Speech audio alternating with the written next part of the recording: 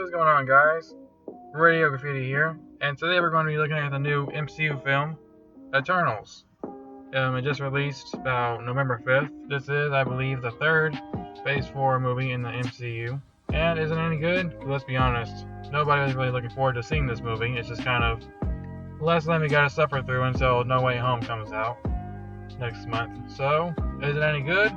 Well, actually, it's not as bad as I thought it would be. I was expecting it to be a whole lot worse, especially from the critic reviews, but actually, I might have enjoyed this movie more than Shang-Chi. I mean, don't get me wrong, both movies aren't very well made at all, but if I had to pick between Eternals and Shang-Chi, I definitely would say the Eternals. Now, let's look at our cast. We got Fake Wong, we got Jon Snow, we got Sprite, we got Robb Stark, Angelina Jolie, Cersei. No, not that Cersei. No, not that one either. That one. There we go.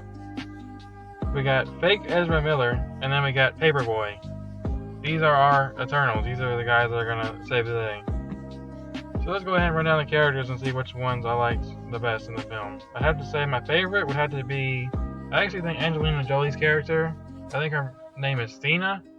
She was pretty cool. She was a badass character. They made it seem like she was the only one who could actually take on Robb Stark, which I thought was pretty cool. She held her own throughout the movie. I just wish they didn't kind of nerf her. They did her kind of like they did Captain Marvel in her own movie, where it's like they know she's badass, so we don't need her to display how badass she is, because she'll just end the movie pretty quickly if she just kicks so much ass throughout the whole film. So they kind of gotta make her have these problems where she starts like lashing out at her team, which is kind of dangerous. And you would think they wouldn't even want her a part of the Eternals if she, at random points, starts lashing out at them, trying to murder them, and she's one of the more stronger Eternals. In fact, she almost kills one of them earlier on in the movie.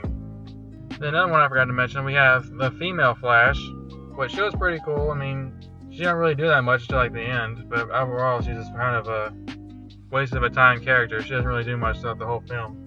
It was badass though, seeing her kick evil Superman's ass. Seeing all the Eternals fighting evil Superman overall was just pretty cool. Kind of reminded me of Superman versus the Justice League. But yeah, she was a cool character. I mean, just fake Wong. He doesn't really do much. He just kind of dies like halfway through the film. Just kind of a bland character. Jon Snow. He's in the movie for like probably 10 minutes. And they kind of cuck him because they have Cersei over here fucking on Robb Stark, knowing that my boy Jon Snow wants some of that pussy. So I don't like the way they're doing it, making him look like a little bitch. I guess Jon Snow underestimated the whole thing of having a work husband. Because, yeah, Robb Stark, he lays a pipe down on Cersei. Speaking of Robb Stark, I thought he was pretty cool in the movie as well. He's kind of just smooth and calculating. Then he kind of reveals himself at the end. He's kind of bland until he gets to the end, and he's kind of more like a badass threat. I actually kind of bought him more of a villain than the actual villains. He was actually kind of scary because you see him already murder one of the Eternals earlier in the film, so it kind of makes you think, hey, he could end up trying to murder one of these other guys. Which, for someone who's supposed to be part of a family, he sure doesn't waste any time trying to murder them all. They're supposed to be family for what, like thousands of years? And then just on a flip of a switch, on one decision, he's like, okay, well, I'm cool with trying to murder you guys now. Then we got Sprite. I believe it's a girl. Basically, Sprite's just upset because, unfortunately, Sprite, for whatever reason, got turned to where, when they were made as an Eternal, they just kind of look like a little fucking 13-year-old, which can be kind of hard when you're like thousands of years old and you look like a 12-year-old, because anybody that tries to fuck you is going to be claimed as a pedophile. No one's going to believe the story is that, trust me, officer, she told me she was 5,000 years old. You know, that doesn't really hold up in court. So I guess that's kind of the main problem with Sprite. It's just she's tired of living her life as a little kid, and she wants to be able to age as a regular human. And fake Ezra Miller, he's kind of just a dickhead. He just kind of controls people a couple times, and that's about it. He doesn't have any place in the actual movie, so he was kind of useless as a character as well.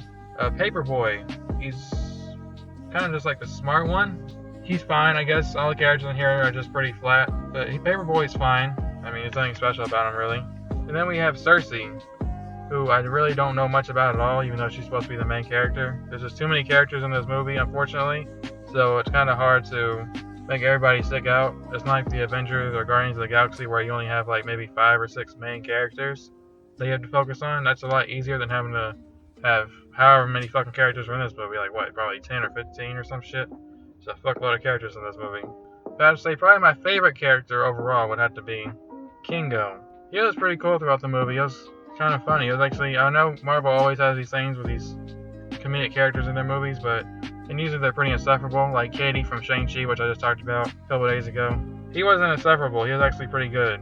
He had good timing and everything he said. I mean, he wasn't the funniest gut-busting shit ever, but I guess just fresh off watching Shang-Chi, this guy was a breath of fresh fucking air. He was my favorite character in the movie, I'd have to say, even though his power is kind of stupid. He just kind of has these little finger guns. He just kind of shoots at people. Also, he's got a little guy that follows him throughout the film. His name is Karun. Well, there's nothing little about him, but he's always recording him for a documentary, which I thought was a pretty funny gag throughout the film. Where he's always got these cameras recording things. So that was pretty enjoyable. Those characters really kind of freshened up the movie a little bit from all these stinky-ass, flat, one-dimensional characters that we already are stuck with throughout the film. And I focus on the characters first, because that's really all this movie has going for it. Outside of that, like, everything else is pretty flat. All the action occurs so fast that you can barely even tell what just happened. Like, the only real action scene is at the very end, and there's one in the forest. Besides that, everything else is just so quick that you can barely tell what the fuck just happened. It barely counts as an actual action sequence. And also, Cersei and Robb Stark's relationship, it just kind of comes out of nowhere. Like, she's like, "Hi, I'm Cersei," and then he just kind of confesses his love for her, and then they fuck, and then that's basically it. They get married or whatever, I guess. I don't know. So the relationship was very weak. And the whole first hour of this film, they spend it just talking about, okay, we gotta get the group together, everybody. We gotta go unite with all the other Eternals. They do this for like the whole first hour. It's like they split up and they talk about how they need to regroup again. So literally nothing happens in the first hour of the film besides setting up characters and giving a bunch of boring ass exposition. It's extremely boring. Nothing happens at all of significance in the first hour. And also, I have to question the whole purpose of the Eternals even being created. So they were created to take out these Deviants, right? Well, he doesn't have to be very good at it, because every time they fight a Deviant in this film, they struggle with it, all of them. They all struggle fighting these guys. And it's like, if they thought they were already dead, then why are they still being Eternals and superheroes? They're talking about how, oh, we were waiting to be called to see if we can go home or whatever. And it's like, well, why would you still need to be around if your only purpose was to defeat the Deviants? Like, they just stood by and let humanity have all these horrible things happen to them, like slavery, Hitler, like, no one stopped that, Osama bin Laden, Thanos. I mean, come on. There's no reason why they shouldn't have gone after Thanos. I mean, he's a kind of a direct threat to you guys. Wiping out half the universe, that's kind of a big deal to you guys. You should probably want to try to stop that guy. But hey, I guess not. It didn't have a Deviant in it, so they don't really give a fuck, apparently. Very questionable motivations, I think, about these Eternal guys. And like I already mentioned, the third act with evil Superman, aka Robb Stark, versus the Eternals was pretty cool. That's like the most enjoyable part of the third act. Besides that, the rest of the film is kind of a drag and very boring. I would say the action was actually pretty... It may be quick, but some of it was actually pretty gruesome for a PG-13 film. Salma gets, aka, I think her character's name is Ajak. She's played by Salma Hayek. I think that's how you pronounce her name. I don't know. But she ends up getting killed, and it's pretty violent for a PG-13 film. Especially one that all the little kiddies are probably going to go to. Oh boy, this movie would be an absolute mess to take your child to. Just imagine taking your child to see this movie and you see two men kissing on the screen and all these violent deaths and a sex scene. Oh boy, this would be a great movie to go take the 12-year-olds to. Be a long car ride home. Overall, for a Marvel film, this is actually pretty boring.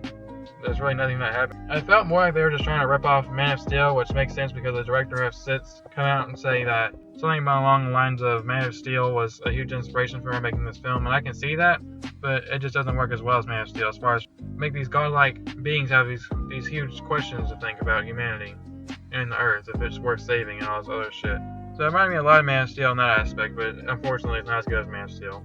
Marvel has a formula, and this film doesn't exactly follow that, which is refreshing because, God, I'm so sick of the same shit. You get an actor, main character, he gets all buffed up, you know, he has to have a quirky side character, then he has to fight somebody who has the same power set as him, and it has to be a whole bunch of jokes, and just same old generic, no style at all, kind of boring bullshit.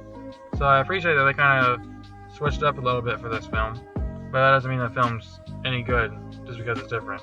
So, I don't know, overall I'd say Eternals, it's not a bad film. I don't think you'll regret watching it exactly. Just kind of don't watch it if you're on the verge of falling asleep, because you will be in a good battle with your sleep, like I was. But yeah, that's what I thought about Eternals. What did you guys think about the Eternals? Do you think the movie was good? Do you think it was trash? Let me know in the comment section down below.